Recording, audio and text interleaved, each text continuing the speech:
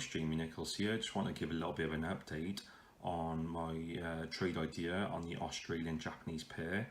Now, the other day when I posted the video, we were currently at around 50 pips in profit. Now, I think about a day ago, I posted up an image showing that I was 80 pips in profit. Now, this is just an update to show now how a software is managing this trade for me.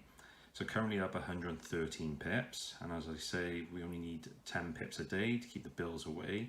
So currently I'm 103 pips more than I actually need. Just pure profit, all being managed by our BBM software and our exit manager software, all provided to our team members. So if this is something that you'd be interested in as an extra income or a replacement income, then please get hold of me and send me a message.